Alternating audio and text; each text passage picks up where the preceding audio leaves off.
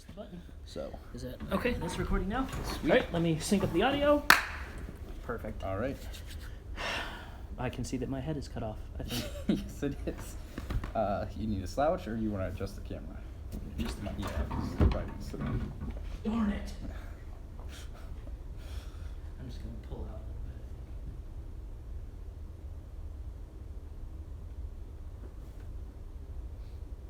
Okay, that's fine. I just left that recording. I can barely see that little screen from over here. I can see it decently well. I'm just trying to identify the battery. Re-audio sync. It. There we go. All right. I think we're all set. So, Welcome to Film Rescue. My name is Seth, I'm Devon. and today we are going to be rescuing Jason Bourne. And Suicide Squad. Yeah. We should have figured that part out first. Yeah. I like that we introduced each other's movie, though. He's doing Jason Bourne. I'm doing Suicide Squad. If you're listening from the podcast right now, you get to hear all the mess-ups because I'm not going to bother to edit them. Pure audio. If you're watching, though, you can go to our YouTube channel and watch, kind of condensed versions of these. Something quick to send to your friend if you like the writing. This is kind of a podcast for writers, by writers, people with good imaginations that can get stoked over just hearing words about what a movie would be. Yep. Well, at least I think we have good imaginations. Right. We'll see. Actually, it's almost a little sad, too, because you know how, in a horror movie, if you if they never show you the monster, it's always worse in your head. Yeah. Or scarier in your head, I mean. So maybe it's bad because, listening to this, the movie in your head's going to be better than any movie they could present. Yep. Maybe we're just ruining movies. But that's why we're rescuing them, because they're already ruined. So let's jump in To Suicide Squad. to Suicide Squad. Yeah. I regret not bringing water up with me now, but I Yep. guess we will muddle our way through. So, first off, let's talk about why Suicide Squad didn't work. All of it. Well, except for the characters. Yeah. The characters were great. The characters are great, the casting, and I actually love the costuming. A lot of that I had no issues with. My biggest issue with the film was the editing and then the story. They just weren't consistent. I wasn't a big fan. So, Devon, may I pitch you Suicide Squad? Yeah, we go for it. So, I'm going to open cold on this one. You follow a SWAT team gearing up and about to go into a casino. When they enter the casino, you kind of go a little bit wide with it, kind of give a full show of the room. It's a big auditorium showroom, and you see that Joker, the Riddler, Bane, Killer Croc, Victor Zsasz, and maybe a handful of other guys are robbing this big casino. Just as much cash as possible. In my version, I've made Bane and Killer Croc brothers. If you have an issue with that and you're a DC Comics fan, then you can just clog your ears, because I think it makes them more interesting. They become better characters when they're brothers with each other. And when you see why this pays off later, it's kind of an overall story reason why it pays off. But I'm making them brothers, and I'm making DC people mad. I don't care. So during this SWAT assault, we quickly find clues that Batman's in the room. And Batman is doing his best to take people out, but it's a large group of his main bad guys. So as he's taking one down, he's going to get attacked by another. You're kind of going to see Batman at the end of his rope. This is, I'm going to say, in the current DC continuity. So it's Ben Affleck Batman. I don't have a problem with that. Jared Leto Joker. I feel like he wasn't given his chance to shine, and I feel bad about that. So gonna keep him. For my Bane, casting wise, I'm thinking you can some big WWE wrestler. He's not the point isn't to have him be a great actor. He's a pretty one-dimensional character anyways. He's very Shakespearean in his speech, though, just like Bane in the comics. He's an intelligent person, so just give a good writing to a dumb WWE guy. Now you're insulting all the WWE guys. Yeah, that's true, and they can beat me up. Actually, I don't think they're dumb. From the ones that I've seen, they're pretty good. What's his face in Guardians of the Galaxy kills it. So yeah, that's true. Same with Killer Croc. You can keep the guy that played Killer Croc in that movie. I didn't have any issues with him. I thought he was kind of like a good comic relief for what he was. My Riddler, I would really, really, really, really like Eddie Redmayne. I think he could bring something really cool to that character, especially for the future. But I'm starting off low. He's like C-level villain at this point, and he's kind of like a Reddit troll hacker type person. He goes by Eddie because his name's Edward Nigma. So he goes by Eddie normally. He doesn't go by the Riddler. The Riddler is his online handle because that just makes more sense. Harley Quinn is also with the group because I like Margot Robbie and I think she'd be a good Harley Quinn. So during this caper, you can kind of get a good opening action scene, just something to pull people in and visually show what's going on. And then the Joker, in like 90s animated fashion, would get away. He's got like some kind of elaborate getaway vehicle, and he and his whole crew, except for Harley, who would be the last person fighting Batman, to save the Joker, would be the last one that Batman's able to capture and like keep captured. So now we follow Harley to Blackgate. She's never been there before. This is her like first big arrest since she became Harley Quinn. We can keep the old Suicide Squad story if she was his psychiatrist. I think that's kind of cool. I don't think there's any need to show that yet. The Gotham City Sirens movie that they're doing is, I think, going to show that off a little bit better. There's no need to shoehorn that in. I just want you to get to know her as a kind of like villain for now. So she's at Blackgate, and she meets the already established Suicide Squad. Amanda Waller pitching her stuff to the government was stupid because it's like Blackbriar, like sub-government, no permissions type program anyway. Why would she need permission to do it? Like the whole point is she's secretively doing this. Right. So it kind of takes up a lot of time in the movie too. Yeah, it's like the whole first act is her pitching this in a room or in a restaurant and then pitching it again in the meeting room. It's dumb. I don't like it. It's not worth it. So my new Suicide Squad is a little more condensed. You still have Deadshot. Will Smith Deadshot was great. He was hilarious. He worked well for me. You've got Captain Boomerang again. I don't even like Jai Courtney, and I liked him in that role. I wanted to see more. I want to see him against the Flash. No issue with that casting. Slipknot, but I'm changing his character and introducing him earlier because, like, he was obvious cannon fodder. Yeah, like came in and died. Right, just to show off the bombs in the neck. There's no need to show the bomb in the neck that early in the movie or even at all if it's just established. Yeah. And also, I'm not doing bomb in the neck. I'm doing the kind of like Running Man. Yeah. Which you could easily establish through through Harley Quinn at this point. Right. Because she's being introduced to the program. She's getting checked in. Yep. She gets her collar attached. She's in the prison. Enchantress is also part of the Suicide Squad. So it's really just the four of them and Harley Quinn. Now, Rick Flag and Katana are still like kind of side partners and heading the Suicide Squad, but really he's more connected to the SWAT team in Gotham than he is to the prison. So we get a little bit of a like introduction to the team for Harley, which makes sense. She hasn't met any of these people yet, so now you don't have to give awkward full scenes of exposition for each character. She gets to meet them, and therefore you get to meet them. Now, we'll also kind of do like a training montage where Harley's already a gymnast and kind of a physical prodigy. So I want Rick Flag, and you can jump in and ask questions at any time. Oh, yeah. No, if they pop up. So Rick Flag, Deadshot, Slipknot, Enchantress, Boomerang, they are all like kind of communicating with her, getting to know her, seeing if they can trust her, because she's going to be part of this hardcore team. And she's showing off that she's good at this. Like, she is kind of like a natural born assassin agent type person. She's a great shot. She's got that hammer that she's really good with. She's like I said, a gymnast. And then she also, I want her to form a bond with Enchantress, which in my version, her backstory is the same.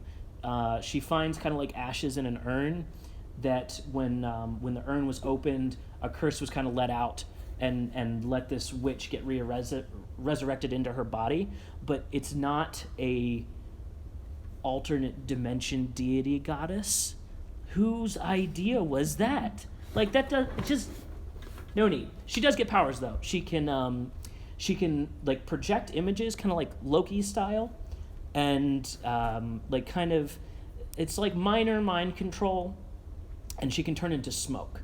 That's her, like, her real gift is like she can puff herself into smoke and then kind of move around in like a little kind of like misty cloud. Right. Now, she can't affect reality in that form, and that will be brought out kind of like in the training. She has to be like solid form to affect reality. She has to be touching you to affect your mind. Okay. Okay, so it's like she could project an image that would trick you, but she can't like change a whole room around you. Right. Unless she's touching you. And if she's touching you, it's So all over. then a lot of her style would be turn into smoke, get like behind you or near you, and then become solid. Exactly. And then, Exactly. Like, mess with you. She's definitely.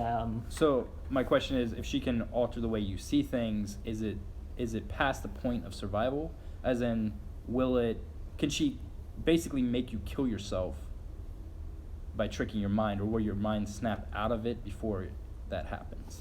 I guess it would depend on how like into the vision you are. So if she's touching you, she can really, really warp your reality, but she can't affect your decisions. Okay. You would still make independent decisions, but it's kind of like... so maybe if there was like a cliff, she could make you like not see it there. Exactly. So you would walk off. So you would walk off, right. And like, she could change it so that maybe you'd see a loved one out a couple feet away in trouble, and they would bolt off the cliff, Yeah. Definitely an option, but kind of like it makes her powers way more condensed. Yeah. And she still has an urn for her brother. And that's known in her record because she carries it around her neck. She carries her brother with her. So, intercut with this training montage. Where are we on time? 12 minutes in. Damn, I need to get faster.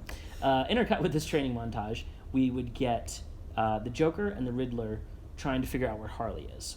And when they find Harley, they also find the Suicide Squad and find some interesting stuff that Joker kind of gets a little reclusive about, like he's planning. We would cap end that with some kind of transition into the Joker's new plan. So the Joker shows up at the new Ace Incorporated corporate building, which is built onto the side of a cliff in Gotham with like 20 stories down the cliff, and then you've got a 100-foot drop down to water, and then you've got maybe 20, 30, 40 stories up, built into the side of the cliff with the entrance coming in from land. And what's going on at the Ace building at this time is a gala to unlock or to show off their new mech suits and robotic prosthetics. Okay. So they're like helping vets and things like that. Vicky Vale is there. She's kind of like broadcasting this big gala event. Joker and the crew break in, take over. Riddler starts trying to hack into the computer system. And then Joker takes Vicky Vale, makes her turn on the camera to him, and he says, if Harley Quinn isn't brought to the Ace building in the next hour, I'm going to start throwing a hostage off the roof every 5 minutes. Okay, so he's made it very obvious he's there for Harley. All right. Real quick before you continue, because I don't think you brought it up, why isn't Batman showing up? Right. That's the transition. Right. Okay. Yeah. You're keeping me on track. So the transition is Joker sends a message to Batman, and the message says that he's put Joker toxin into blood packets from blood donors. Okay. And he's got bombs spread all throughout Gotham in big public areas where if these bombs go off, they're going to hurt a lot of people, and there's going to be a ton of transfusions happen. And so you're going to get a huge illness spread. So he sends that to Batman, and that pulls Batman out of our story. I like that he was in Suicide Squad. It was a cool little cameo to show off the new Batman, which I love. Ben Affleck's killing it. But I definitely need to pull him out of the story. So that's the transition there. And then while Batman's off doing that, the hostage situation starts. I almost gave away the ending. One word, almost gave it away. So now the SWAT team shows up with Rick Flag and Katana. Rick Flag and Katana have been like kind of involved in the training so far, so we kind of understand them as people, but now we're going to get to see them shine. They show up, and they dress Katana up as Harley to try to send her in, right? As they send her in, you see two like fourth-story windows bust out. Bane walks out of one, Croc walks up to the other. One of them's got a minigun, one of them's got an RPG, and they light up the SWAT team. They shoot at Katana, they shoot at Rick Flag, they tear through the vehicles, tons of carnage and stuff. Just absolute mayhem. Just kind of like a Terminator 2 scene where he's got the minigun up in the second story and just he avoids all the police officers. They wouldn't be trying to do that. They'd kill a bunch of people. So now the setting is tense, and Amanda Waller comes in and brings the Suicide Squad into a green room and says, "This is what's up. Joker wants Harley. We're sending you guys in. Your mission is to take out the Joker and protect the tech there." Okay. Yeah. So they show up in a helicopter, and as they're flying in, they're starting to land and like kind of hovering maybe 10, 15 feet off the ground, and then one more RPG whips out and takes out the tail rotor. It kind of spins and crashes into the lobby. So now the team jumps out. Rick Flag survived, Katana survived, and then one very skilled SWAT team guy survived. He's going to be a good little foil throughout the movie. They run into the lobby, start to pull the squad out of the chopper. Everyone in the chopper survives, including both the pilots. So now we've got like 3 SWAT team guys, Rick Flag, Katana, and then the rest of the Suicide Squad. Well, they get attacked by the Joker's like first wave of henchmen. Some like very D-level, F-level villains. Like some you'd recognize, maybe we could do a call to like Calendar Man or Condiment Man or something like that. Who cares? They're cannon fodder. They run in to attack the Suicide Squad, and essentially what happens is the team gets split up. You have a group of them heading downstairs to take out the Joker, and once they've cleared the lobby of the bad guys, Boomerang, who's the hacker for the squad team now, hacks into the computer, finds out that Riddler's up the stories working on their computer system, and Joker's downstairs. So they split up, go different directions.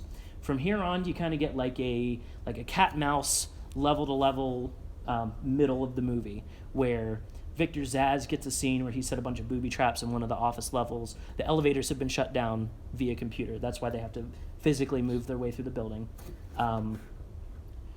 You've got, I had this one scene envisioned where they take like one of the big hall mirrors and smash it and attach the pieces to one of the SWAT team guys, and send him and then attach a bunch of like the Kevlar plating to him and send him running through a room that has a bunch of bad guys in it, and Deadshot mounts up at one side of the room and like uses the mirror and the plates to like bounce bullets off this dude who's just running for his life in a circle.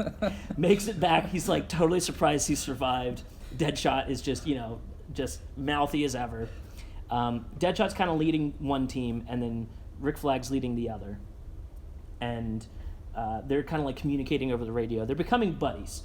And then Joker's also communicating over the radio, and just he's got little spots where he talks to the TV. He's got little spots where he's talking to the guys on the radio. He's just having a grand old time. So once they've worked their way through the levels, Riddler kind of makes an escape zipline down the building. Boomerang runs to the computer, finds out he's made it into the mainframe. They've got control. So they also try to find a way to zipline down. The other team has gotten down to the ground floor where the Joker is, kind of found themselves in a situation where it's Killer Croc, Bane, Joker, a couple other guys on the floor with all the hostages, and they are trying to give Harley over to Joker. And then there was a scene I had where like Bane almost kills Harley, and she's kind of confused why like she would be cannon fodder. She saw footage of Katana also getting shot at, so she's like not sure why Joker's being so cavalier with her life. And then at the part where they would trade her off to the Joker, he says he doesn't want her. He wants Enchantress. And they're like, this is confusing. Okay.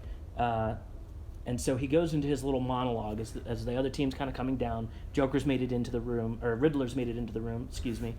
And he goes into his monologue about Batman and how the only pleasure he has in life is messing with Batman. And the only issue with that is he gets stopped up for months at a time when he gets thrown into Arkham and has to find a way to escape. And he's like, what if I could just turn into mist and escape Arkham? And what if I could mess with Batman's head with, mental powers? He wants the brother ashes that are around Enchantress's neck. So Riddler goes over and takes them. So Riddler's got them in his hand. And then Riddler goes, yeah, I've got no allegiance to Joker. He's going to bail with this stuff. So you get a little fight between Joker and Riddler, which will establish why you've got some, evil kingpins later on, because Riddler's got to work his way up. So you get a little fight between them. Joker shoots Riddler in the shoulder, gets his stuff back, and bails. Well, Amanda Waller has called in a missile strike on the building. She's going to take it all out. I'm going to just pause you real quick, because we discussed how Joker knows the Enchantress will be there. That's because he saw her on the Suicide Squad when he was hacking to find Harley. Okay. And became that's the thing he became interested in. Okay. Now, was he saw that she got these powers from this bottle. Yeah. She's got a second bottle around her neck. So that's where he kind of found out about all that and decided to play things back. Again, going back to the beginning of the movie, the opening, it's a close call for Joker. He's got a line in there, something about, Batman, says something, you're not always going to get away, and Joker's like, I'll find a way, and, just some kind of, idea gets dropped there, and then you get to pay it off at the end. So Waller's called in a missile strike. She's going to blow the whole thing off the side of a cliff. Boomerang's got enough time to either activate a freight elevator, which will quickly take all the people straight up to the lobby so they can escape, or he can use the computer system to deactivate their collars, and the squad can escape. Remember, they're hundreds of feet above the water right now, and he's like, and I physically have to control the freight elevator from here. So if we save the people, somebody's going to die. So they have a quick argument about what's going to happen. Boomerang decides to stay. He's like, listen, I'll stay. I'm going to fall into the water. I can't even swim, but there's no way out for me, and I'd rather die than be stuck in prison. So the team decides to be good. And Rick Flag and Katana are there. The one very, very mighty SWAT team member makes it the whole way through. He's there. And they decide to do the right thing. They take all the hostages up in the freight elevator. They run out as the missile's coming in. Boomerang, oh, look, it just ran out. Oh, dang. Or is it about to run out? Something like that. I don't know. I can edit that out. Exactly. Boomerang bails out of the window, dives down into the water. Big explosion. Building knocks off the side of the wall. You don't have to have an end-of-the-world device for a cool ending. A building falling off of a cliff, that's pretty cool. In my book, anyways. So the team has been successful. They got the people out. They're kind of congratulating themselves, patting themselves on the back. Joker is in his getaway vehicle. Some kind of blimp, I'm thinking. I want something like big air vehicle. And he takes the brother's ashes, cracks them open, pours them all over himself, and nothing happens. And he just starts cackling. The brother's ashes were they didn't have any power. The brother wasn't a witch, just the Enchantress was a witch. It was just kind of like more of an heirloom. And so he went through all that, betrayed all of his friends for nothing, and he finds the joke in that. Waller has obviously betrayed the Suicide Squad, so that leaves them at a weird place with Rick Flag at the lead. He pulls out the tablet. He crosses Boomerang off, who obviously didn't make it. It's a little somber. It's a little weird. It's kind of a ambiguous ending, but your Suicide Squad did good, and they feel good about that. Harley Quinn's been betrayed by the Joker, so she's gonna leave on that tangent. I think it's only on podcast mode at this point. I think so, yeah. I think we've switched over. That's fine. Well, now I don't have to worry about time. And I'm keeping my pitch under half an hour, too. Damn. Yeah. That's what I was aiming for. So, it just kind of ends there. You got the squad is established now. Batman was never part of the story. Joker got a joke played against him. he's off to fight another day, and credits. End credit sequence though. Boomerang pops up out of the water. He's an Australian. He's talking to himself out loud like, what Australian can't swim? He's been surfing since he was 5, and he's just laughing to himself as he swims away. That's it. Nice, little, concise, contained, die-hard, inspired story. I mean, definitely seems pretty condensed. Seems like, I mean, all the questions that were brought up before when we discussed it have been kind of filled in and completed.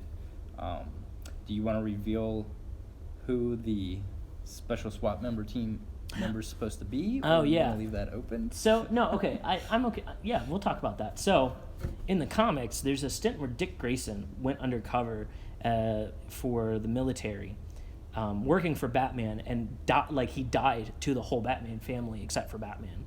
So his girlfriend thought he was dead. Tim Drake thought he was dead. Like, the whole team thinks he's dead.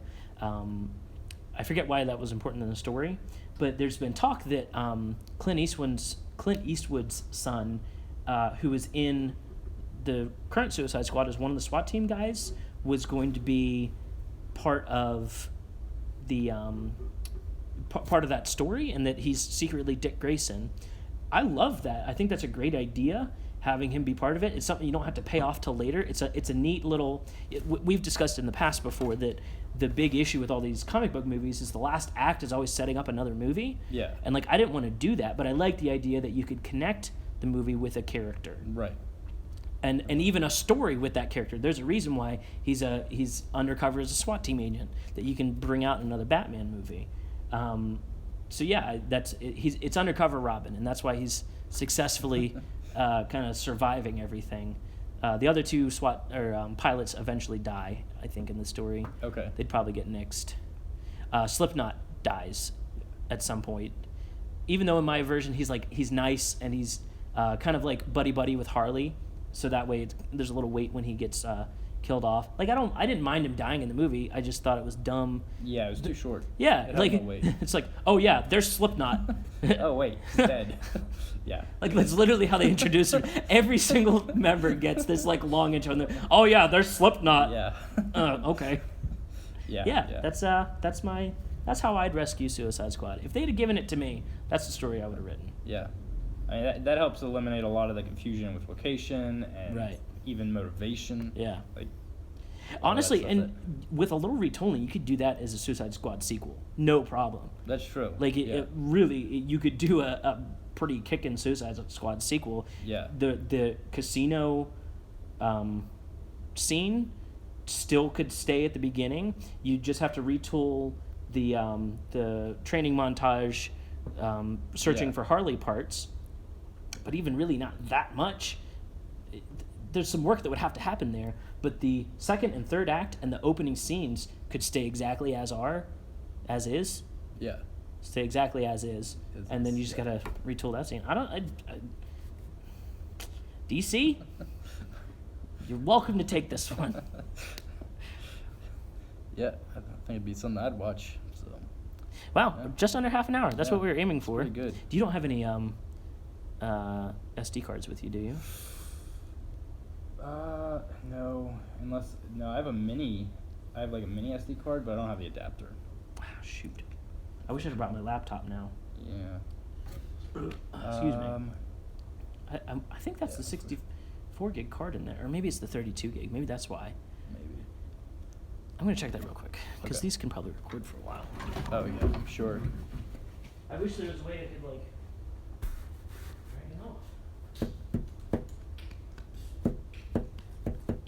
Wait, we're gonna have to keep this in mind. It's still filming. Is it? How much time has it got left? It's just counting up from 29. Oh. I'm gonna cut it there. The movie you recorded exceeded the 4 gig limit. Oh, I can record a ton on this. Oh, it just keeps cutting them into new clips. Right. Okay, great. Well, it's still filming. Okay. Man, I feel like a super dummy now. Well, that's why we're doing this. So it caught all of that. Cool. I can edit all that too. Sweet. Well, now we're on roll. Now we're cooking with gas. I like that. Yeah. So, that was the Suicide Squad pitch, and you didn't hear any of the mess ups that just happened there. We're super professional here, guys. Totally know what we're doing. This is a slick setup. We're audio on cell phones. Hey, whatever you got to do, right? I feel dumb though, because like the last couple minutes of that, I was like, oh, it's not filming anymore, so I'll just look over at you because we're having. Yeah. Honestly, this is gonna be an awkward thing to get used to, because like when you're talking, you can address the camera, Right. but I'm not saying anything, so like I'm looking Right. at you, and then like. Well, we'll get props, and you'll be able to take notes, or I'll that'll act help. like you're taking Yeah, notes, yeah, or that'll help. you might even That'll- come up with a new question Oh within. yeah. So So let's rescue another movie. Yeah, so rescue Jason Bourne. Not as clean as yours, but I think I have a pretty good layout, a pretty good story idea. Yeah, I mean, okay. Well, let's well- since we have so much time on there, let's. Yeah. I want to take a little break to say, this is like a kind of a brand new idea. This podcast will definitely come out. The video may or may not, and so if you're listening, there may not be a video specifically for this one. We will redo both of these and have really, really clean pitches. And maybe we'll do like a long form. Maybe we'll just film the quick pitch and then switch to podcast. Yeah. So you're just hearing the messy part if you're listening to this. Yeah. this is the first time, and I've had this idea for a while, but Devon just recently let me pitch this to him. Yeah. And he was into it, and I was like, okay, cool. Well, you can redo Jason Bourne, which was a task. Yeah. 2 weeks ago, and while I'm moving. Right. So, but this is writing pitching. This, Yeah. it can be a little bit messy. Yeah, I've yeah. had that Suicide Squad story since they announced they were going to do the movie, just because I like to do that. When they announce a movie, I'm like, oh, I would like to write my story and see how close I am. Yeah. Sometimes I'm like real close. Specifically, Batman v Superman. I was pretty close. I didn't guess Doomsday, but I guessed most of the rest of it. Like the mid-scene fight being between Batman and Superman, the last one being some other villain, because it wouldn't make sense for them to fight the whole way through. There's Yeah. no way they were going to do The Dark Knight Returns exactly. But yeah, so let's switch gears again. All right, so Jason Bourne. That was a great movie. No. Yeah, that was just a weird misstep for Paul Greengrass. Yeah. Paul Greengrass? Well, yeah, Paul Greengrass. Yeah. I'm pretty sure. I could be wrong, so don't get mad at me. but So first I'll off, have my what name did you listed. not like about Jason Bourne, the film that we got? Why does it need rescued? I think it was mostly just like it didn't live up to its potential. For sure. I mean, Paul Greengrass knows how to direct fights. And Yeah. I love the fight scenes. Like honestly, they're all very clean. He's able to do shaky cam fights that look good. Yeah. It's gritty, but in a way that doesn't feel like cheap, which is great. But the story was all over the place. Bourne's motivation felt weird. Yeah.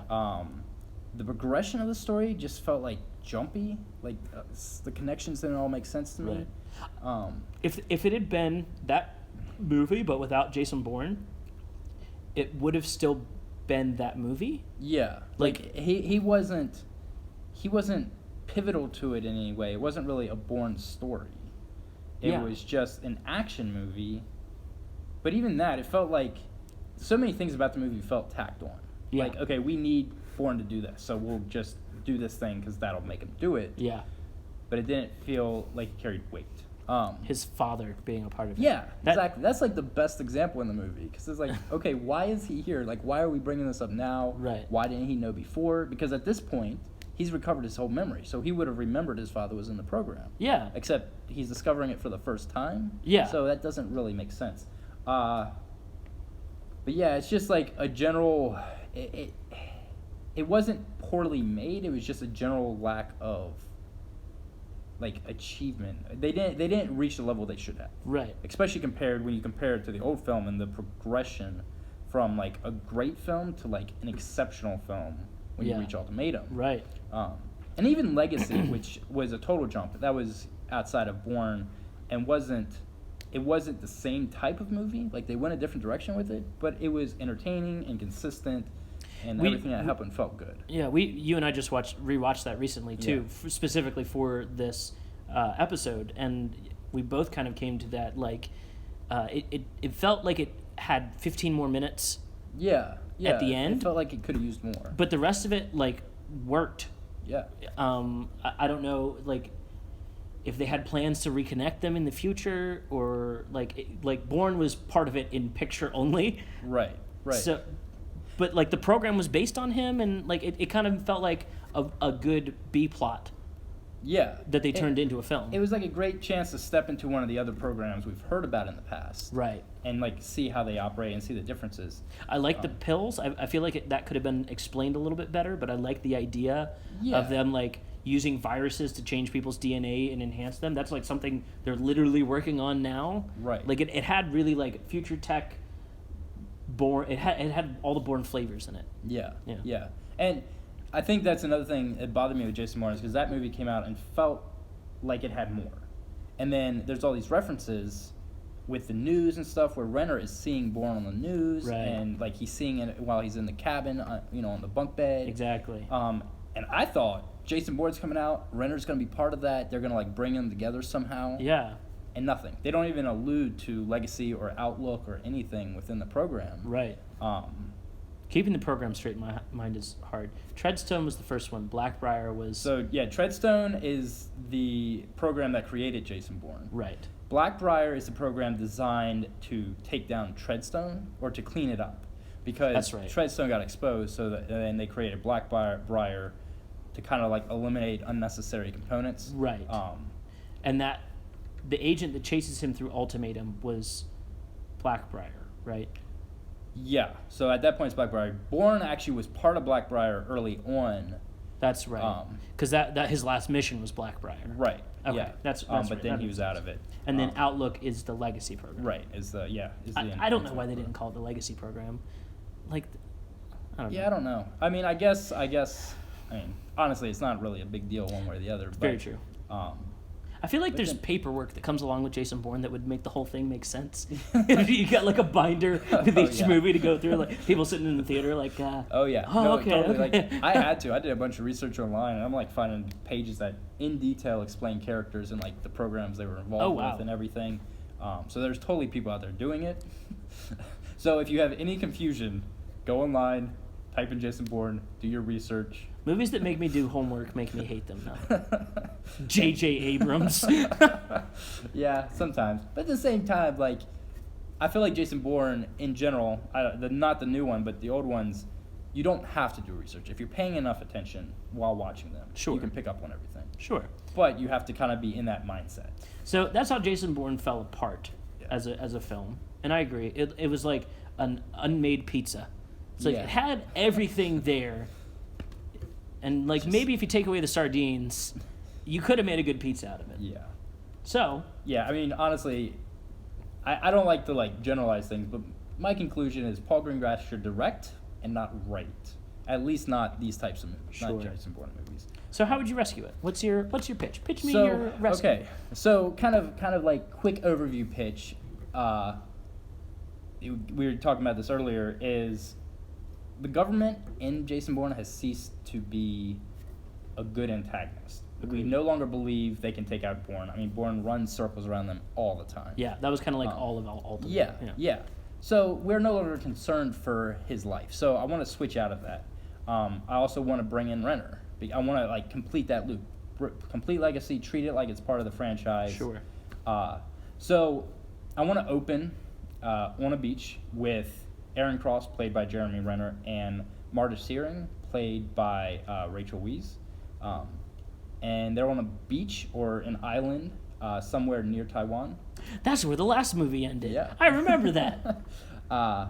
Don't feel bad if you don't remember that. Yeah, it was kind of ambiguous. They didn't really talk about it a lot. Yeah. But, so they're there, and they get attacked. And my envisioning is it's like a sniper or something, but the long and short of it is they're attacked, and they manage to get out. But outside of getting out, as soon as they're like out of immediate danger, Renner, being a spy, goes after the guy. Like his first thought is, I'm going to get this guy, I'm going to find out why he's attacking us, or at the very least eliminate him so he's no longer a problem. Right. So they get out, they split up. Marta goes back to gather their stuff so they can get out of there as soon as they're done. Renner goes after the guy, gets him, and then through him finds out that it's the government still coming after them and that the government's not going to leave them alone. Right. And at this point, like, as we saw in the last movie, Cross and Marta are trying to like get away from that and live a somewhat normal life. Sure. So this is like a wake-up call. Like, okay, we're not going to do that as long as the programs are alive. Right. So that happens. Okay, continue. Good. Okay. I mean, if you got a question. Yeah, I'm like, well, you said the government was a bad antagonist. Now you're saying the government's after them. No. Is this something I shouldn't worry about right now? Yeah, don't worry about it. It's just when I say the government's a bad antagonist, I mean that from the perspective of Bourne. Oh, sure. Okay. You know, Yeah. Okay. So that makes sense. yeah. From the perspective of Bourne. From Renner's point of view, he's gotten out of it. He's not like he hasn't in it as much, so he's still struggling with that. Right. But also he hasn't proved himself the way right. Bourne did. But also, it's that thing of like, if you want to live a peaceful life, you don't want to be worried there's an assassin around a corner every day. Right. You know, so if you can eliminate that, then you can truly live, out your life. That's not how you live every day? Yes, but you're not supposed to tell people. Man, I wake up and roll out of bed. Never take the same route twice anywhere. Yeah. But anyway, so they reach this conclusion. We have to figure out how to eliminate the programs or expose them so that we are no longer a problem for the government, in the sense that if people find out about us, it's going to be an issue. If it's all exposed... That's where it switched over. I just watched it. Okay, yeah, it blinks. I'll cut that out, but you on the podcast heard that. Yeah. Sorry. I'm sorry to run and flow your thing. That's okay. So the conclusion they reach is they have to expose the programs. At this time, during this discussion, they also realize Marta's not going to be much help in that. She's Sure. a doctor. She has no spy training. And her being there is just going to kind of slow Renner down, or Aaron Cross. I might just keep calling him Renner because that's, But they continue. They reach this conclusion. So Marta travels to another location. Honestly, it doesn't really matter where for my script. And then Renner goes to D.C. Now, How is she going to not be killed by spies if they split up? it's a good question, and my thinking is Renner, they're figuring, because my thinking also is that there's more than like a couple days between the end of the last movie and this moment. Sure, yeah, there's been some time. Yeah, there's been, some time, a few weeks, maybe a couple months. So there's like that kind of decision, but also, and I don't have like a place in mind, but I'm thinking Renner would send her somewhere where the American government's less likely to go. Right. Possibly even just like, because there was like the guy with the boat, possibly have somebody with a boat, and it's like, okay, you're just going to go live here Right. until I contact you. Again, Okay, so the plan is to meet up with her once later. things are taken care of. Yeah, the plan is to come back together. Like, Gotcha. that's the ultimate goal. That makes sense. But yeah, for now, he wants to send her off so that he can do his stuff without having her in the middle of the action. And I mean, that's kind of because she's not a pivotal character in the story, and having her around just kind of slows things down. Yeah. Streamline. Yeah. I dig it. So Cross goes to DC, and his goal is to kind of figure out what's going on. And while he's there, he's gathering information, and we're kind of going to jump over this, but he learns about Pamela Landy and the fact that she kind of exposed the Treadstone and Blackbriar program. Sure. So from that, he decides he's going to go find her. Now, of course, she's under protection, so Okay. there's a whole moment there. So he goes to her and finds her, talks to her, and from her learns about Jason Bourne, learns about who he is and everything he's done. Okay. While this is going on, while he's doing this kind of intercut, we're going to kind of go back to the government agency from Legacy, that group that was trying to take out Renner. They're still there. They're still trying to take him out. Edward Norton and his team. Yeah. Okay. Yeah, that team. And they've just learned that their most recent assassin has been eliminated.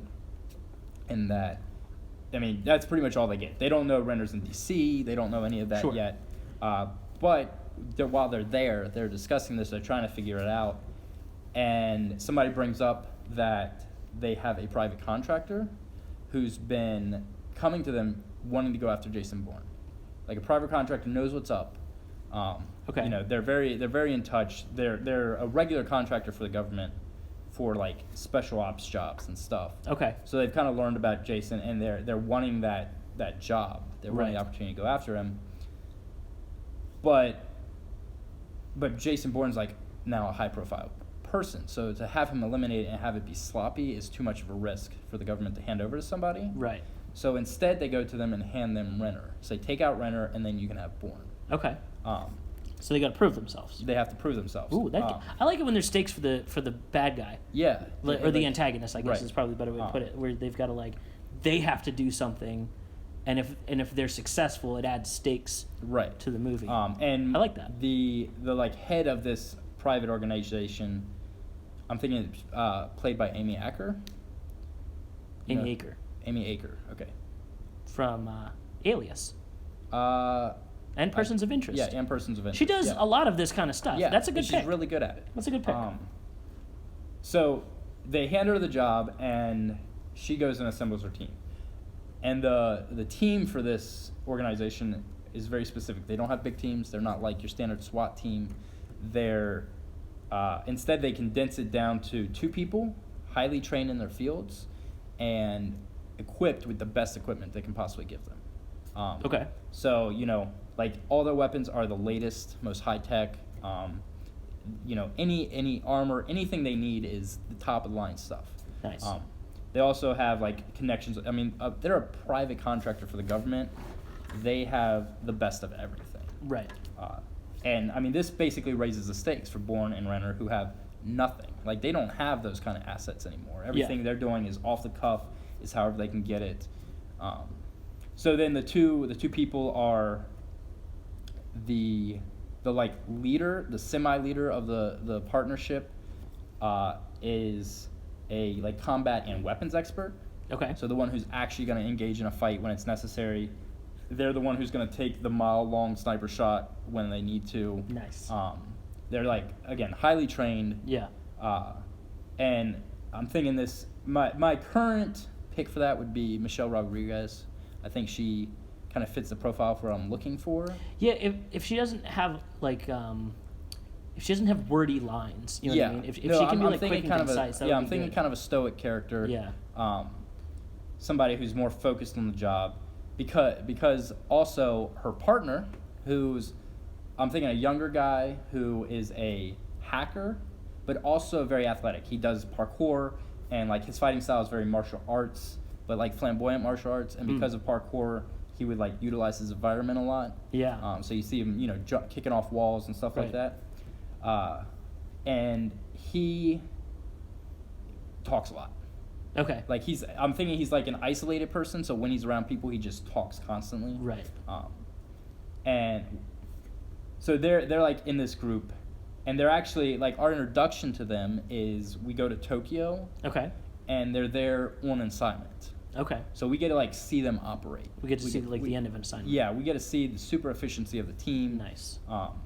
Take place. I don't really have an assignment laid out for them, but something that would showcase their skill. Both of their skills. Yeah. I like that they're both like physically imposing. Yeah. Like a hacker that could kick your butt is like really cool. Yeah. I dig that. Yeah, I mean, they're both highly trained. Like, either one of them, I mean, honestly, even the combat weapons expert would know enough about computers and, like, modern security systems and everything to, like, basically outshine even a normal person. So the handler-asset relationship has been replaced with, like, just a coexistent... Yeah, it's kind of a coexistent. It's also, like, so the combat expert's more like the direct link to the company, and then the hacker kind of helps her, but it's also it's like a semi-leader, semi-coexistent relationship. Sure. Because they're just two people, that kind of thing works better. Right. Right. So they know when to pass off decisions, when which one should make the decision depending on the situation. So lots of words like synergy. And yeah. symbiosis. Yeah. But the other thing too is I want it to appear they've worked together long enough that they don't even really, like, their planning is simple words. They already know what's up. I mean, super efficient team. Like the type of people that you would send into a place when you know the job is impossible. Right. Okay. So I'm almost liking our antagonist more than our protagonist. Well, I mean, that's always good something thing. that I'm down for. It's a good thing. So we get to see that, and then we're back on Renner and Landy. And when he goes to talk to Landy, he takes out her security team because it's his only way to get to her. Right. Which, of course, makes a lot of noise. Yeah. Like, she's a high-profile character. The government's watching her. Right. You know, somebody coming in and taking her out. And that's, at that moment, the government finds out where he is. Okay. Information they relay to the private contractors, Right. who then are geared up to come after him. Sure. As soon as he's talked to Landy and he finds out about Bourne, she refers him to Nikki Parsons. Right. Because she doesn't know where Bourne is, but she knows where Nikki is. And Nikki is the maybe girlfriend that died in Jason Bourne. Yeah. The same way his girlfriend died in the second one. The one they killed because they needed him to fight, but didn't know how to get him to do it. Yeah. Yeah, that was a shoehorn. That was a shoehorn. Yeah, exactly. Sorry, Nikki, you were turned into a shoehorn. But now, I mean, I'm thinking she's still connected to Bourne, but she's also. Sure. I still like the angle of her being more. Her still kind of pursuing, trying to take down the government programs. Mm-hmm. So she's a little more active. She would be in touch with Pamela and Andy, because they're both kind of in that same goal. So she knows where Nikki is, and she sends him to Nikki. He goes to Nikki and finds her in Russia. Yeah. And he finds her actually like at her apartment. Okay. And instead of talking to her at first, he decides that he's gonna follow her. He's just gonna follow her, and through that he actually finds Bourne because she goes to this like underground alley fight club where Bourne is fighting. The only cool part of Jason Bourne. Yeah.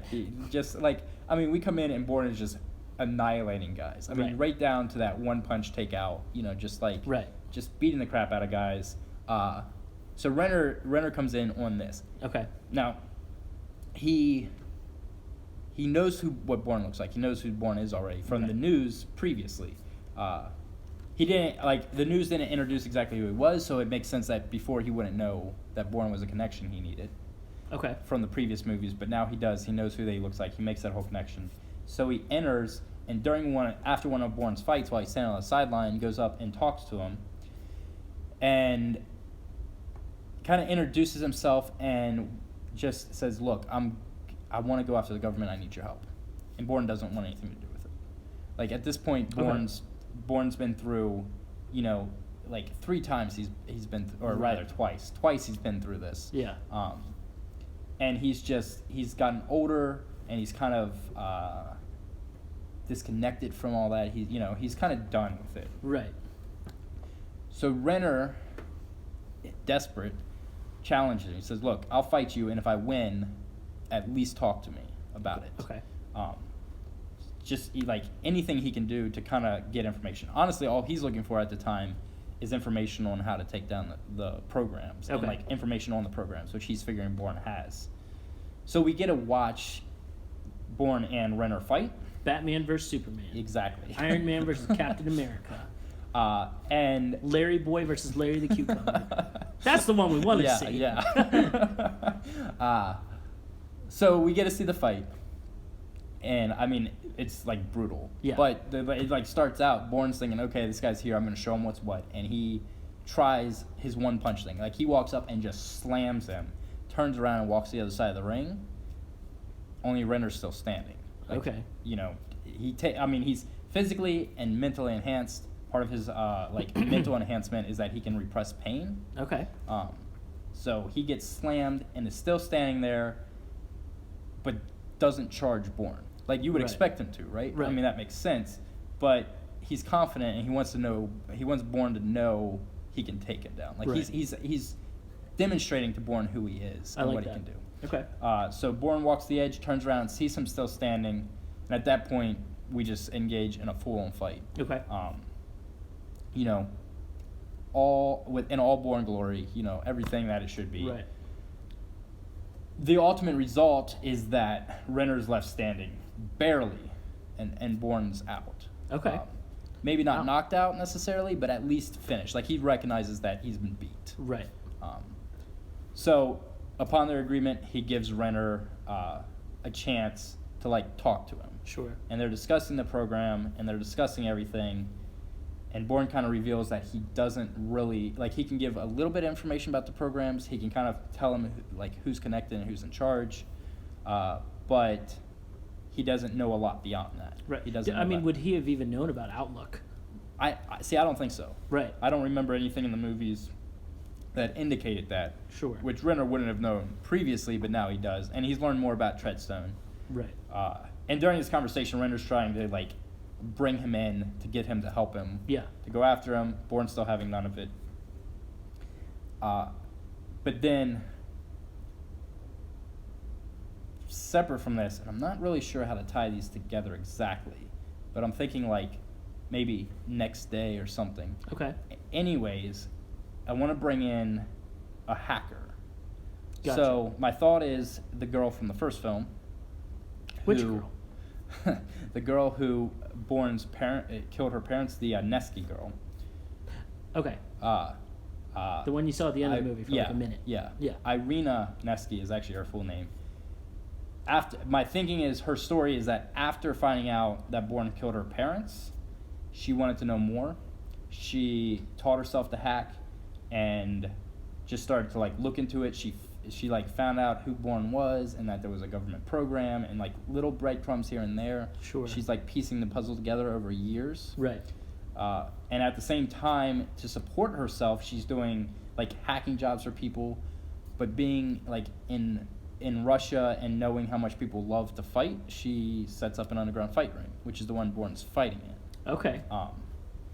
So then she's doing that, and she like monitors the rosters and stuff, but she's not really there. She doesn't stay on top of them, but she just pays attention to who fights. Right. And who wins, so she knows who to contact again to make better fights, so she can Right. make more money. Like online bookies and stuff Yeah, like that. yeah. Okay. I like So that. she's kind of tracking it, and through that sees Bourne's name. Oh. Who? So now she knows who he is. She's like seen who he is. She knows he's against the government. She knows that he was kind of forced to kill her parents. Right. So her decision is to contact him and get him to help her break into this government facility that has all the information that they're looking for. Okay. On all the programs. Like it's a backup facility where like if they can break in and get this and release it to the media, that's it. The world will know about these Right. programs. Are you about to pitch me Born with a heist? A little bit. I'm into it. I'm into it.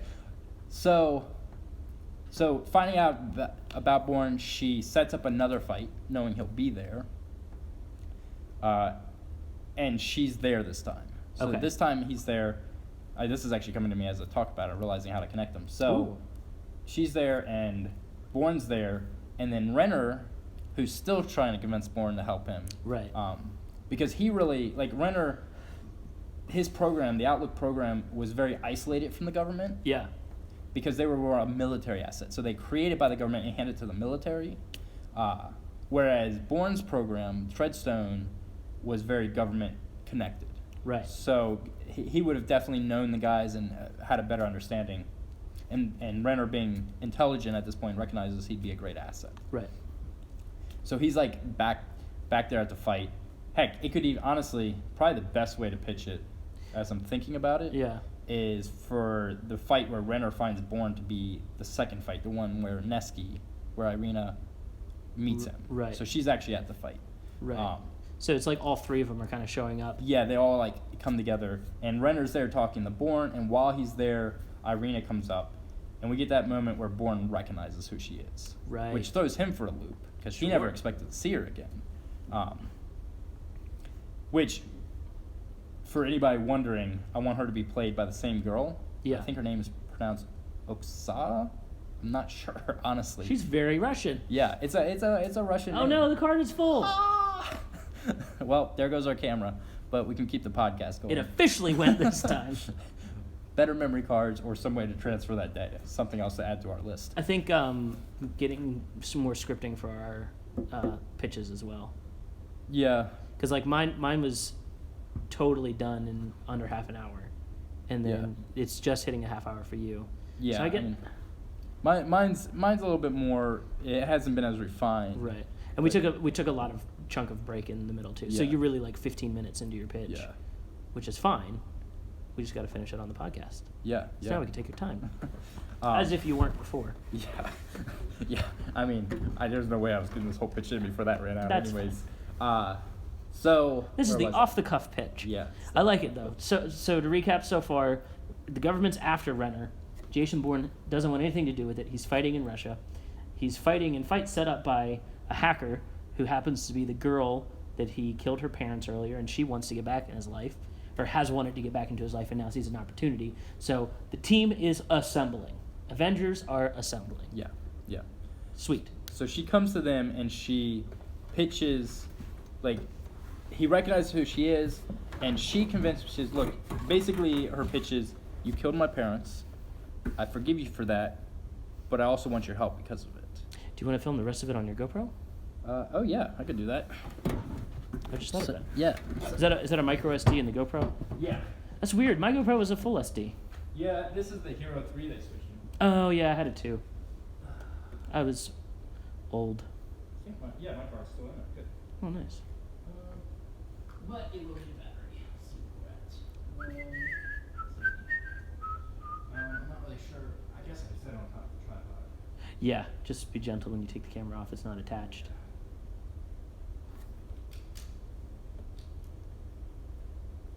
Yeah, and this thing will shoot up to an hour, so we should be good. I might cut this part out of the podcast, but maybe not. I might edit the podcast. I know I said at the beginning I wouldn't, but Yeah.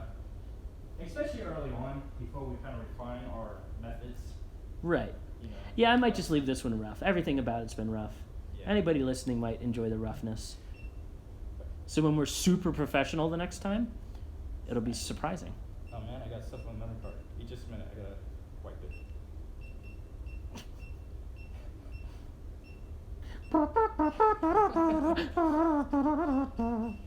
Get a little GoPro 2 going.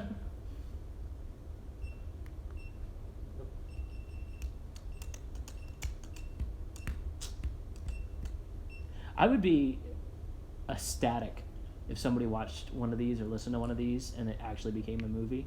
Like, you literally wouldn't even have to pay me. I would still pay to go see the movie. Yeah, that would be pretty awesome. Not gonna lie. Alright. GoPro set up. And it should at least be a decent recording there, so we'll get to see it. Sure. All I right. mean, the audio will at least be good. So where were we? She's pitching her thing to Bourne. Right. Okay, so So they're yeah. both trying to recruit Bourne. Yes. Right. Yeah. From different angles. She, though, has more information. She knows the facility. She knows what they need. So basically, she says to Bourne, look, you help me get this information, and I'll consider us completely even. Okay. Like, I'm going to put it out to the government, so Renner's in on this. Like, she doesn't know about Renner up to this point, but, like, through the introduction, they kind of learn about each other, and they come together, and they decide they're going to do it. So the facility they go to, I haven't really picked a... Actually, no, that's right. No, sorry. I haven't picked a place for it. I hadn't really picked a place for it. I'm currently thinking, like, Texas. There's large government server farms in West Virginia. Okay. In well, there real you go. life. Yeah, that helps. I haven't gotten all that research in, so... I only know that because of Live Free or Die Hard, because that's where he fights a parkour guy in a cooling vent. Okay. That was also a movie we should maybe rescue. The things we learn from movies. Okay, so yeah, they learn about this facility, and basically she tells them, "Get me in, I'll get the information out." Okay. So we get there, or they're like headed there, and this is where they first run into our antagonists. This is where they first run into the assassination team, who G-Unit. yeah, who has been kind of like they've been searching them out, and they found Renner. They were tracking him through him. They kind of found Bourne. Yeah. And their thought is, great, we got to take them both out now, and then from there we're cemented with the government forever. Okay. So they get to the facility, and the private contractors are already there. And they kind of they know what they're going for. So the heist is not laid out in my mind, but they enter. Important aspects of it is a fight between the combat expert and Renner. Okay. Like they meet them, and then like Renner goes to fight the combat expert, and then Bourne takes Irina to get to the servers. Okay. So they're figuring, they're still going after the information. When she hacks into the servers, like while they're doing this, the hacker guy is I'm not really sure. Like I haven't really thought this part out. This is honestly. where, as a writer, you get to go, a heist happens. Yeah, that's kind of the thing. A heist happens. But an important aspect of the heist is they get there, they hack into the system, and the information's gone. It's not there. But in its place, she finds backups for a satellite information storage unit. So basically, all this information and super secret government information is transferred into a satellite. So Jason Bourne's going to space. Yes and no. They're not leaving Earth, but yes. But so there's a satellite, a designated government satellite with just tons of storage, and that's where they keep everything. Right. Now, so the first heist is A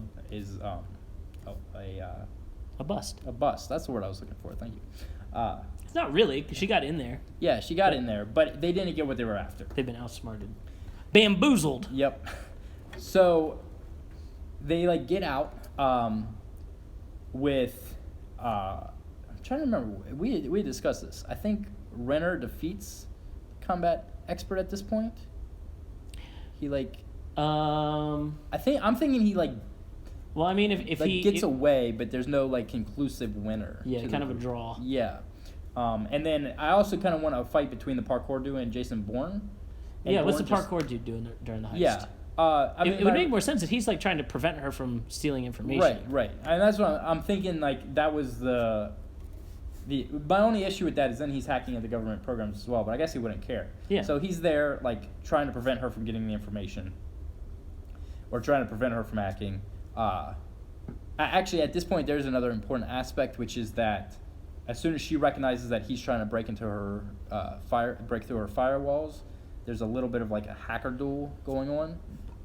At which point, yeah, super tense, guys. At which point, there's a couple of key transfers, which I'll talk about later. I'm saying a lot. I'm gonna have to fix that. I'm not gonna edit them. So they move from there. Everything happens. They leave. They reconvene, and they reach the conclusion they have to get to the satellite. They have to hack into it to get the information. So they have to get to a satellite uplink. They have to get to the satellite uplink. So Jason or rather Bourne's downlink. Downlink. They need to get to a downlink. Well, yeah. Well, I mean, a station that is dedicated to connecting to the satellite. Yeah. I'm just sad Jason Bourne's not going to space, but I mean, Maybe next time. Maybe next time. So they have to get to a downlink, but a key point about the satellite is it only points at one downlink, a government controlled downlink, right? Hyper secure, dedicated area, right? Yeah. And they can only receive information from it when it's in a certain part of the sky and pointed at this link. Oh. So. Yeah, it's basically the most secure way they can store information. Right. They get a short window to get anything they need. The idea is to keep it from getting hacked. So their conclusion is because of the satellite's location and the fact that they can't get to the designated downlink, because they don't actually know where it is. There's no information on where the downlink is. Yeah. So they don't know. Their conclusion is they have to redirect the satellite to another downlink, which they will hack into. Right. So here we're gonna get to see a undervalued part of Bourne's character, which is his ability to disguise himself. Because they split up. Bourne goes to the Pentagon and breaks in to redirect the satellite. And your inspiration for him being able to disguise himself Is the books actually? Okay, So in so- the books, he's like a master of disguise. There's quite a few instances where he breaks into places he should not be able to. So you're doing this for the real Jason Bourne fans. Yeah. I like it. And it gives us like a better grasp. I mean, he's a spy. Like everything about him was disguising himself, getting to places he shouldn't. This gives us the side of him that's not a fighter. We get to kind of see those skills come out more. So he goes in. He has to break into the Pentagon to get to a satellite control station. Okay. So that he can redirect the satellite at another downlink. The Irina and Aaron Cross go to Korea, South Korea. They want to get out of the States before they do this, and they want to get somewhere where internet connection is abundant, where they're going to have no problem downloading this massive file and then uploading it to the internet. Gotcha. So they go there, and they're set up, and at this point, the assassination team, which I should probably come up with a name for them, but their team goes after Renner and Irina in South Korea. Right. So we get to see Bourne break in the Pentagon. We get to see him redirecting the satellite. We go to South Korea, and we see another fight break out. And this time, it's like there's a legit hacker battle going on. Yeah. It's, Irina's trying to break into the satellite. She's trying to connect into the downlink. The hacker's there trying to prevent her.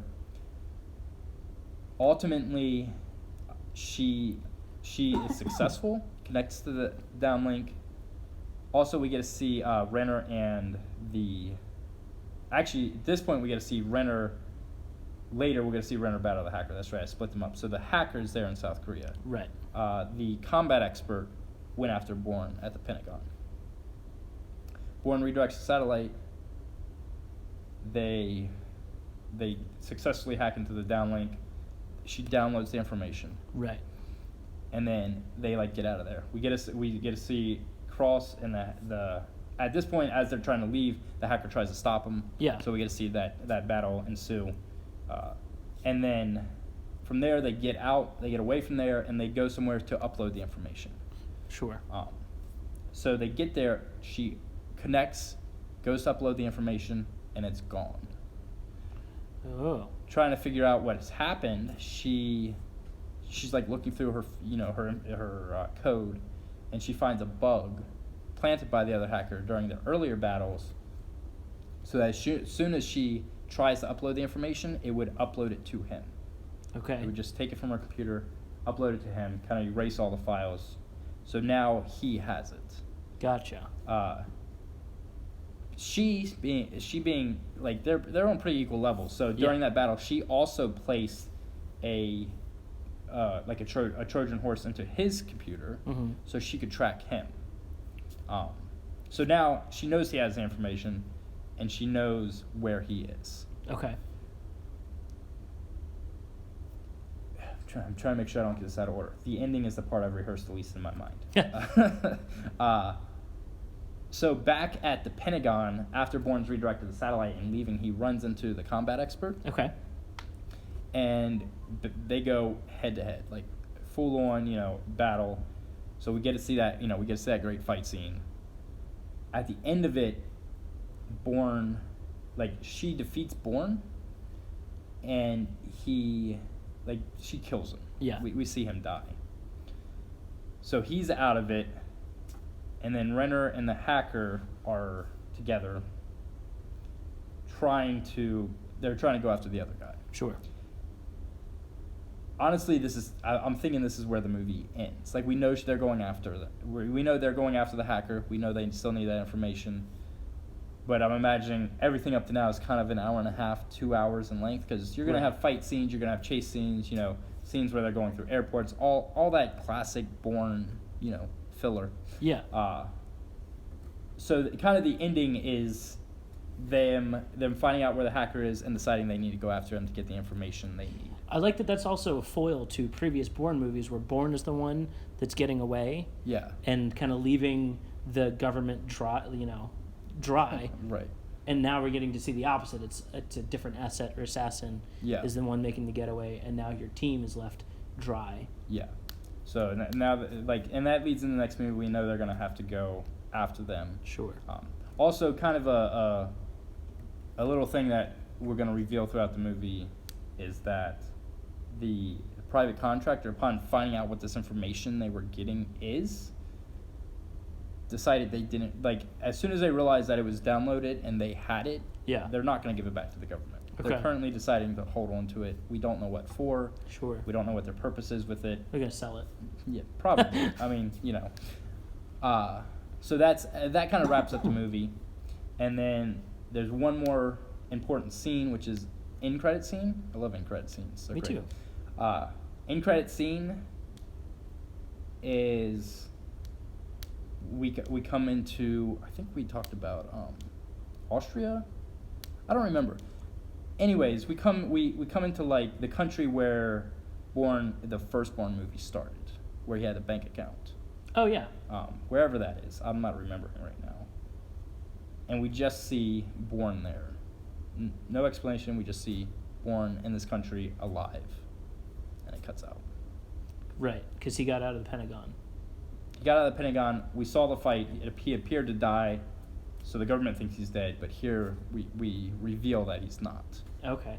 Oh, okay. Yeah. Somehow I missed that. So, Bourne fake out death. He's not actually dead. Yeah. I like that. And then does Cross meet back up with the doctor from the beginning of the movie? So currently he's still pursuing the information. So no. So no, because that's so gonna maybe lead he into contacts her. at Yeah, least. I'm thinking there's probably a couple of times where he'll reach out to her. You know what you could do? At some point, have your Irina hacker delete the... like, Renner has her delete the doctor and all of her information as a lead. Yeah, I like that. So, like, she's safer. Right. Maybe not totally safe, but safer. Yeah, way to yeah, because I mean, there's still gonna be the human element, people who remember who she is. Yeah. But at least kind of erase her from the public mind, as it were. Nice. Yeah. That I would, if it were executed well, I would count that film as rescued. Yeah. I mean, it definitely needs some cleaning up. I mean, I haven't been able to kind of refine it as well as I would have liked. Right. But I like that you've kind of taken Legacy to make it the beginning of another trilogy. Yeah. And so you're pitching the middle movie of a trilogy, and those are usually the worst ones. And this is good. It almost feels like a beginning of a sequel as well as the middle of a sequel. Yeah. And I like that. Like it makes it feel interesting there, so that we know that the next movie is the conclusion. Right. It's not going to spiral into a bunch more. No, it's the next one's it. Yeah, I mean, because they kind of rebooted. I mean, you had the first three Bournes, and really it ended there. That was it. But then Legacy kind of reboots it, so now you get 3 more films, and then it's done. Yeah. For a new audience. You know, it'd be hilarious. I guess we'll say that this is where the film would end. So we'll just do an ending here. Sorry, podcasters. So thanks for tuning in to Film Rescue. You just watched me rescue Suicide Squad. And me rescue Jason Bourne. Tune in next time to hear us talk about, I guess, Live Free or Die Hard, since I brought it up in this one. Oh, man, what have I bitten off of myself? And, of course, I mean, these will actually be separate videos for the short form. Right. Videos, We'll have so to you can check record a them out couple that way. endings. Yeah, we're going to have to do that. And openings, too, because I guess we'll have to do a... My video will be how to fix Suicide Squad. Your video Right. will be how to fix Jason Bourne. The Film Rescue episode will be both. Right.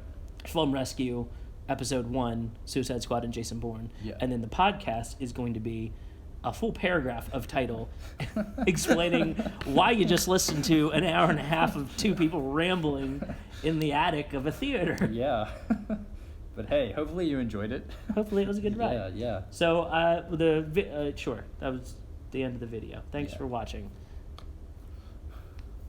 And now we can finish the podcast. Yeah.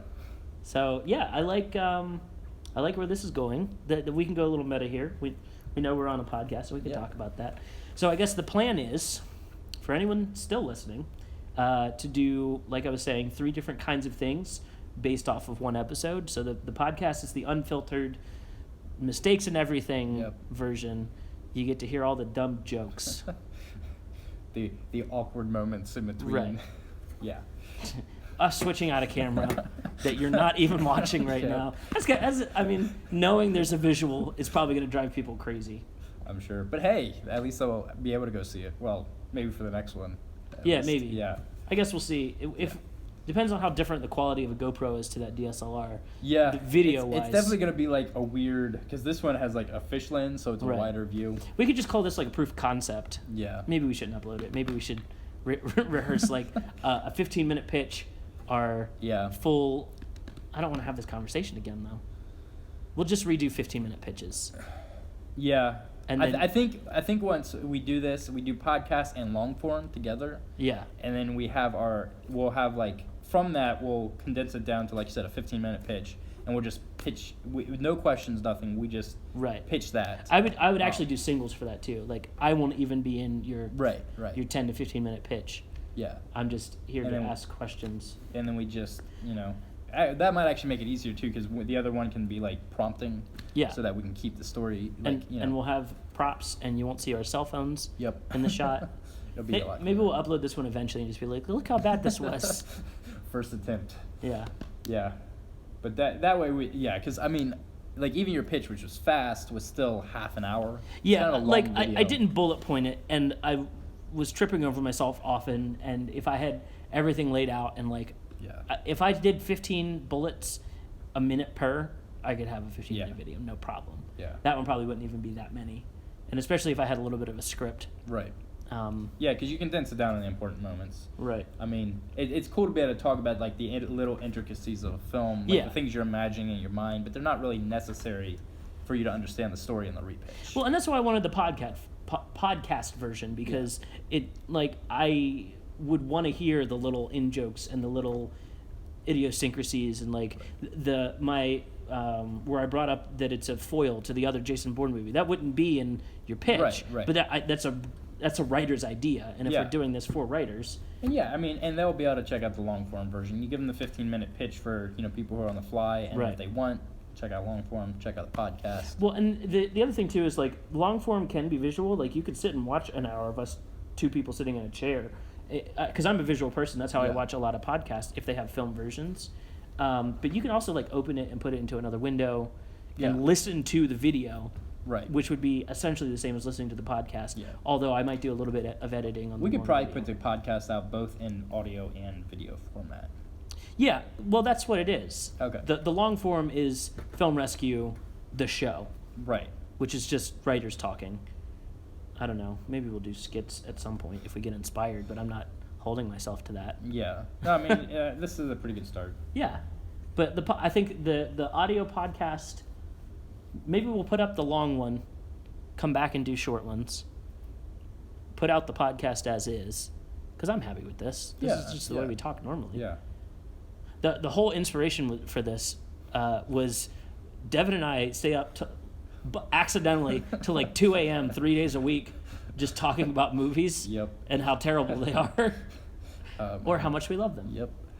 I'm not a total negativist. I think there's a No. better word for that.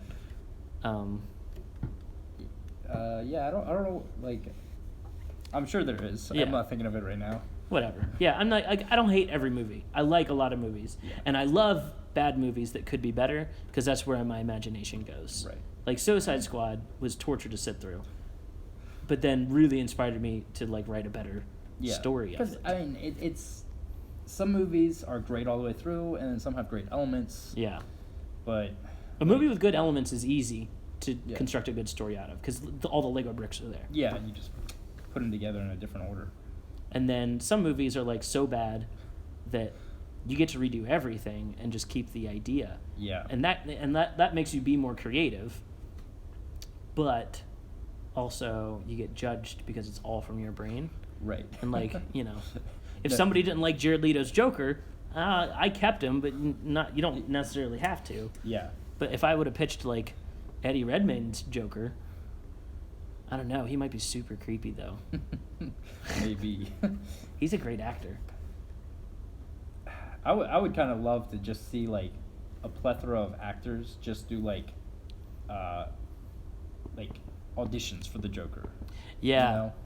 Just like to see that, because so many people come at it from such a different point of view. I mean, and he's the kind of character you can play with a lot. Yeah. Like the kid from who played him in Gotham, the one who is who plays in Shameless. Oh yeah, Like, yeah. He's good. Yeah, I loved his Joker, even though officially he wasn't the Joker.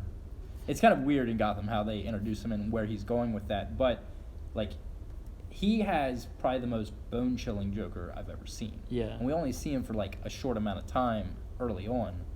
I think they did that because hardcore Joker fans won't be accepting, but if he's a Joker by any other name, to quote Right. Shakespeare poorly, you can accept him. Yeah. And then he gets to be a Joker-inspired thing. Yeah. So it's like, he's not the Joker. I'm winking for anyone not watching.